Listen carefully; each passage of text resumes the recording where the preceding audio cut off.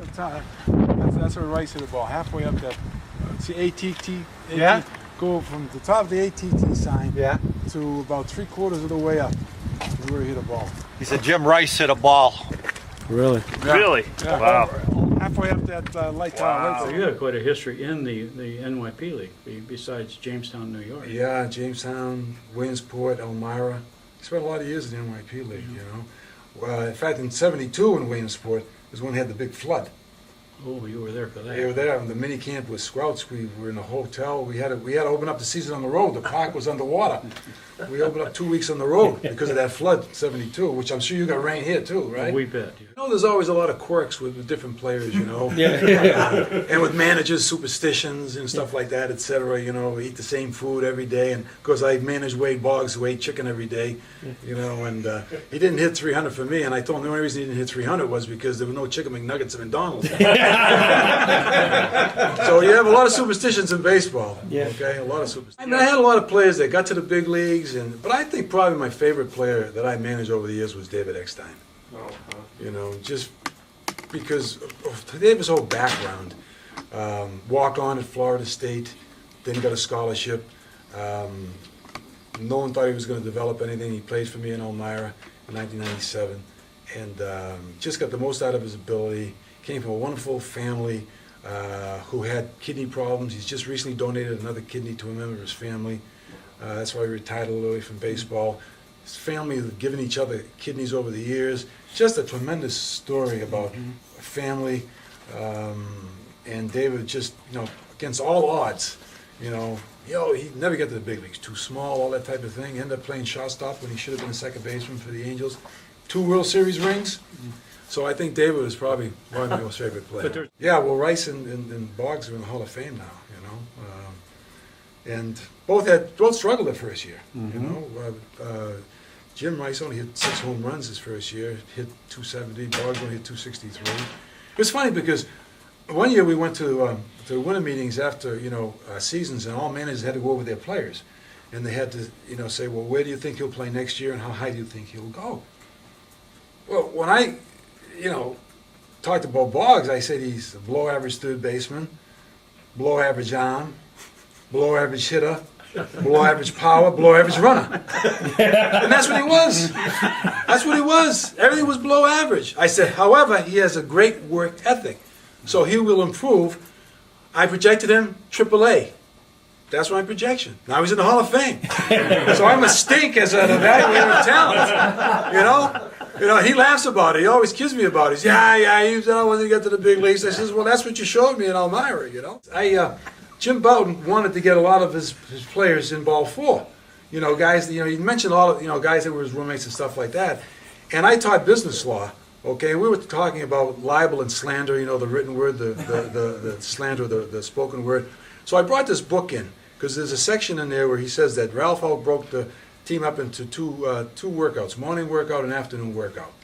He said, and Ralph said, it doesn't make any difference what group you worked with as far as making this club, but Ralph was, he knew who was who to make the club, you know. And the morning group had guys like Mickey Mantle, Roger Maris, Whitey Ford, Elston Howard. And the afternoon group had a bunch of guys named Dick Berardino. You know? So I brought this book in to my business law class. And I read that to my business law class. And I said, can I sue? Okay? You know, can I sue for libel, you know? And a kid in the back who never, ever raised his hand in class raises his hand. And I suddenly said, my God, look who's raising his hand, I said to myself. And I can't remember his name, and I says, why can't I sue? He says, Mr. B, he says, you can't sue because you said if it's the truth, you can't sue. He says, so you must have stunk. That's what he said. And then I said to him, and you expect to pass this class? You know? They were having a lunch for him at a private club here called the Town Club. And I went down with my recorder to get an interview.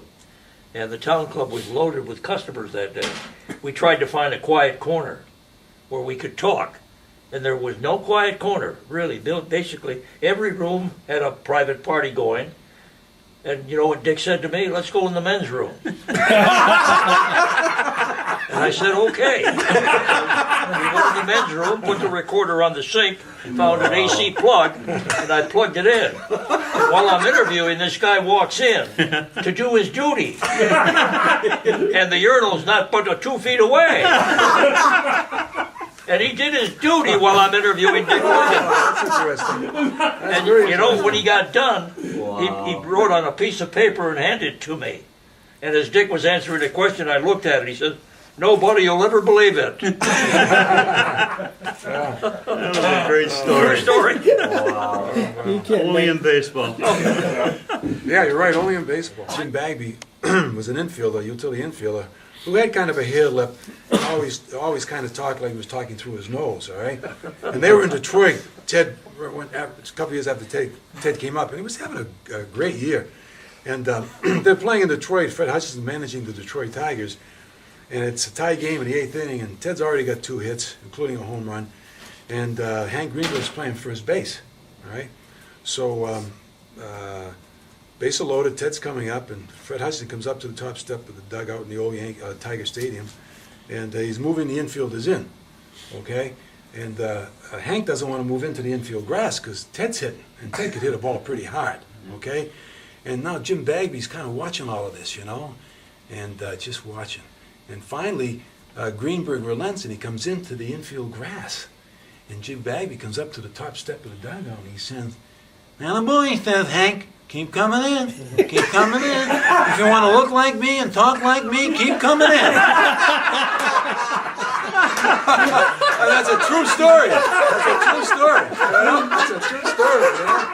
And I think the funniest thing that happened to me was I was managing Lynchburg in 1988, coaching third base. We were playing some team. I was coaching third base. And it was a ground ball, double play. And the second baseman really came off the bag. When he caught the ball, he definitely wasn't on the bag. So I got in a pretty good heated argument with the umpire because it wasn't bang bang. He really missed the play, all right? And I got so upset at the call. I didn't get thrown out of the game, but I got so upset at the call that I forgot to go back to third base. I went back to the dugout. And I sat down in the dugout, and I was sitting in the dugout just talking about the play, okay? And there was a utility infielder. His last name was Mendenhall. And he said to me, he says, "Skip." And I says, "What?" Because I was upset. He says, "You're supposed to be at third base." And I looked up, the umpire's standing there. Scott Cooper was playing third base. He's standing there. Everybody's saying, "What the hell are you doing?" You know? Now I got to go back up and coach third base. It's pretty embarrassing, funny thing for me. You know? So I think that's probably the funniest thing that happened to me. You know? I completely forgot I was Your coaching. proudest baseball moment. Proudest baseball moment for me was when I became a big league coach after all those years. And we went to Yankee Stadium. I was bullpen coach my first year in 1989. Old Yankee Stadium. It's a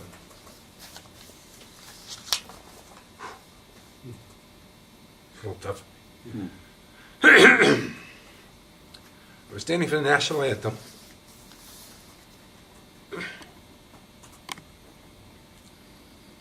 My father passed away and never saw me in the big leagues. And I thought of him that day. And it was the proudest moment for me.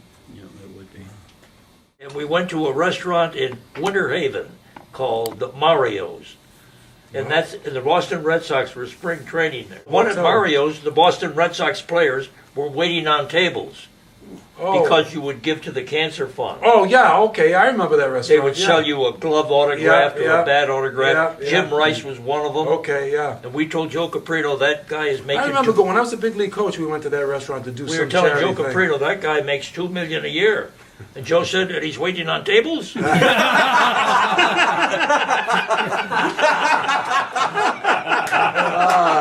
funny. Managing the minor leagues, and you had a young kid we can't knocked get out out of the box about the Oh third yeah, inning. that happens. You know, and it was about 8 or 9 to 1, and popping out to the mound You'll be to there. get the ball from the kid. Yeah.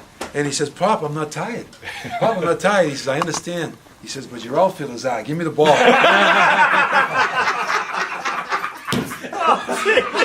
thought that was a classic line.